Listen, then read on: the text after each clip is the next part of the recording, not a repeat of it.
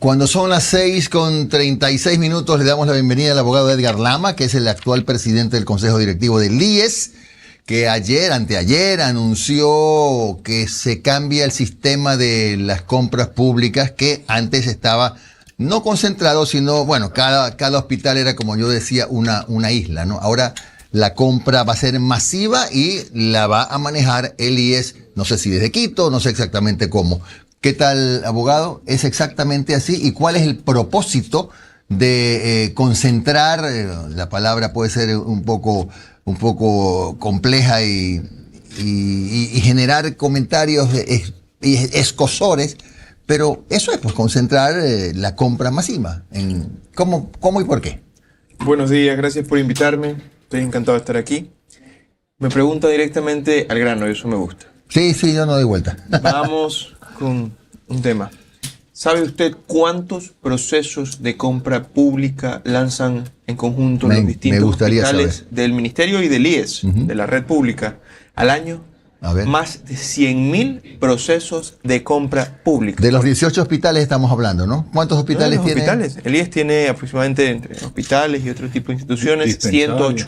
Estamos sumando dispensarios y todo, claro. Exactamente. Y hospitales, dispensarios, etcétera. Y salud tiene sus distritos y sus hospitales. Se incluye el Seguro Social Campesino en esas contrataciones. Sí. Todo.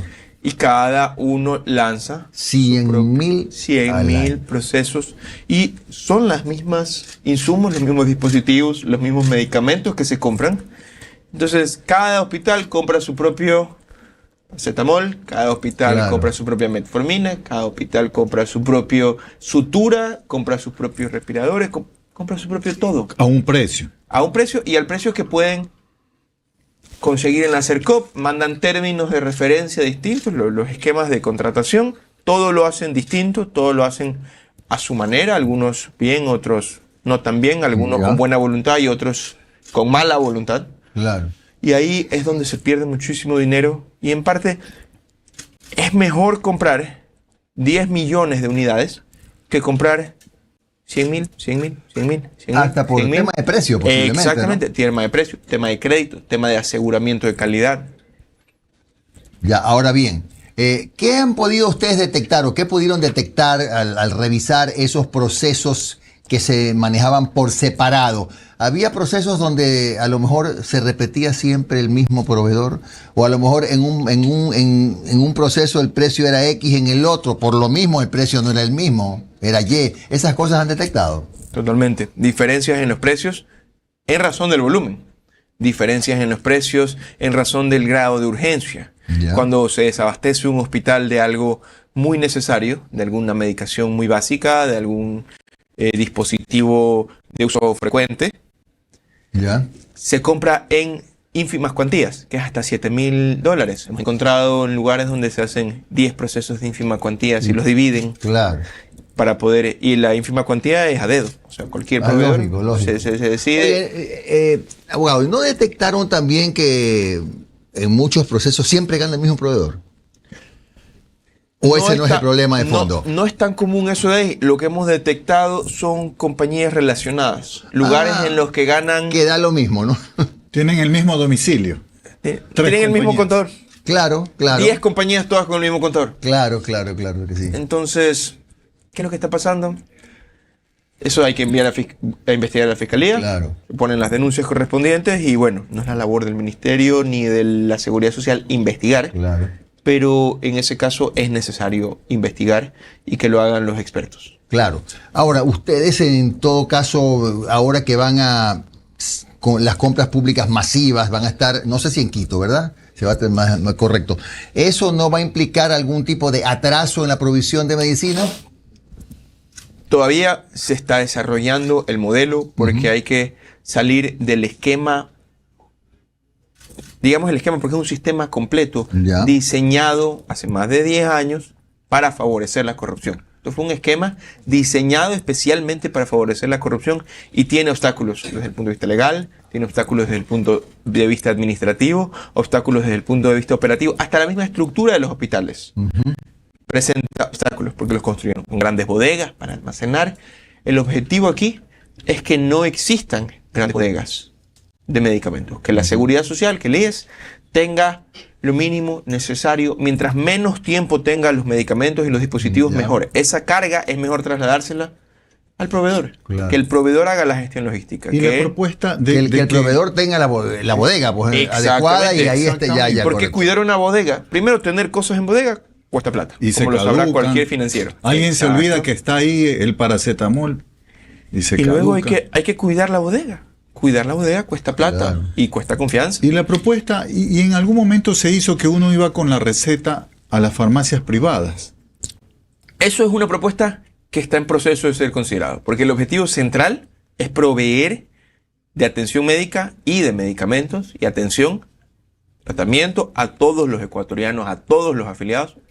Entonces, si es que esa es la mejor manera, sin duda alguna, se implementará esa medida. Pero hay que analizar qué es lo que podemos, con cuánto contamos, porque si el balde está repleto de huecos como está, la seguridad social está en el estado de corrupción en el que se encuentra, es necesario tapar todos los huecos antes de ver cuál es el déficit. Lógico. Abogado, entonces la escasez que se da o que denuncian los afiliados en algunos hospitales se debe justamente a que los procesos se llevaban cada uno por su parte, por su carril, procesos diferentes, con tiempos diferentes, etcétera. ¿A eso se debe la escasez? A eso se debe la escasez, se debe también a que podían decidir, el gerente, el jefe de compras de cada hospital, podía decidir qué es lo que prefería comprar, cuáles eran las necesidades. Ya. Y de esta manera compran lo que más les beneficia. Algunos lo que más les preocupa es el beneficio del hospital. Hay gente muy buena trabajando en la seguridad social y de sus pacientes, pero hay otros que lo que más les importa es su propio bolsillo. Entonces compran aquellos medicamentos e insumos en los que más se puede marginar. ¿Cuáles son los más caros? Nos topamos con una situación investigando hospitales. Yo he recorrido muchos hospitales y estamos haciendo las vueltas ahora por los hospitales de la seguridad social que tienen dispositivos, insumos, medicamentos muy costosos, pero las necesidades más básicas son las que descuidan. Entonces tienen, imaginémonos, prótesis de rodilla, prótesis de cadera. Tienen una bodega repleta de prótesis de cadera pero y prótesis no son los de casos rodilla. que atienden. Y sí los atienden, pero se les ha olvidado comprar anestesias, suturas, sueros. Entonces, si no tienes la anestesia, no puedes hacer la cirugía de prótesis de rodilla. La prótesis se queda ahí guardada, embodegada. La prótesis. Interesante. Abogado, pero por ejemplo, ya que estamos hablando de este tipo de anormalidades, ¿cuánto tiene que ver el IES con la provisión de medicinas a los pacientes que tienen distrofia muscular Duchenne, creo que se llama? Hay 22 pacientes. ¿Este es un tema del seguro? ¿Del IES? ¿O no es responsabilidad del IES? Aquí recordemos que el IES es seguridad social. Ya. Entonces, si el niño tiene cobertura, porque por lo general es una enfermedad es una enfermedad de distrofia muscular. Además es catastrófica, según es algo muy lo que hemos visto. En todo caso, esto le sugerimos que lo investigue porque hay un reportaje que salió ayer. Totalmente, y eso es justamente lo que les iba a comentar, porque estuve viendo el caso justamente ayer también. El tema es que esto es una enfermedad catastrófica que solamente tiene, al ser una enfermedad de defecto genético, cromosoma X de los varones, por lo general aplica solamente a varoncitos, solo tiene 2 tratamientos que pueden aplicar a ciertas variantes de la enfermedad. O sea, no todas las distrofias musculares de Duchenne son iguales. Y el tratamiento cuesta como $450,000 y tiene un índice de eficiencia de pobre a modesto. O sea, no... está bien, doloroso. Pero eso no hace que el Estado evite esa obligación que tienen. Para nada. Tienen que cubrirla. Se les ha estado dando la atención y se los vigila a los pacientes de que continúen aplicándoseles el tratamiento hasta que se vea cuál es el efecto. Si el efecto es pobre, no se continúa porque parece que es una variante resistente al tratamiento y lastimosamente no se pueden sanar todas las enfermedades. Ahora, los pacientes renales, ¿qué alivio están sintiendo en los últimos tiempos? No sé si ya están... Si el gobierno está pagándoles a las dializadoras o todavía esto está atrasado, o a lo mejor el IES no tiene toda la responsabilidad, sino cuando los deriva el IES. Es una responsabilidad conjunta, naturalmente. Claro, Depende todo de si el paciente está... ¿Cuál es el término? Amparado por el IES o por el Exactamente, si Ministerio de tiene Salud. cobertura, si está afiliado o no. Ya. Más allá de eso, entre IES y Ministerio de Salud Pública, se pagan más de $300 millones pacientes dializados. Eso le quería preguntar. La compra de medicamentos, usted ha descubierto y ha determinado que es una llave abierta. Las derivaciones, en el tema renal es lógico y comprendemos los ecuatorianos, pero hay otras derivaciones que se hacen, un cateterismo, cosas así. ¿Qué se podrían hacer en estos sendos hospitales del IES? Déjeme continuar comentarle un poco más. Se han pagado cientos de millones de dólares a las dializadoras en los últimos... En el último año, especialmente desde que yo comencé mi gestión y me inicié en el mundo público, se ha hecho prioridad pagarle a las dializadoras porque necesitamos que ningún paciente renal le falte su tratamiento. Por supuesto. Se ha pagado muchísimo dinero y continuaremos pagando tanto IES como Ministerio de Salud Pública. Y ningún paciente le ha faltado su atención de diálisis. A ni un paciente le ha faltado su atención de diálisis. Bueno, deberían entonces, le sugiero, abogado, que convoque a los propietarios de las dializadoras, porque todos los días hay quejas de pacientes que dicen que no tienen. Aquí le comento un punto.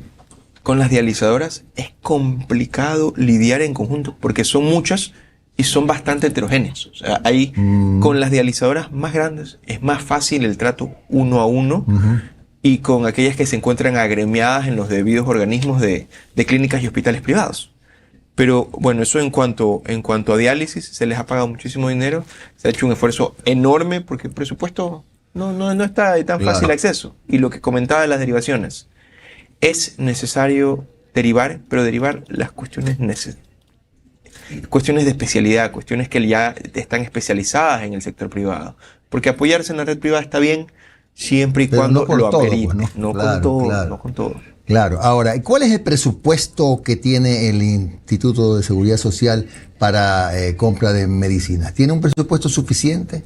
Existe un presupuesto suficiente. El tema es administrarlo correctamente. El tema es, nos topamos con hospitales, porque todo está distribuido en los hospitales para la compra. Entonces, un hospital tiene 10, otro hospital tiene 15, otro hospital tiene 20, etcétera, etcétera, etcétera.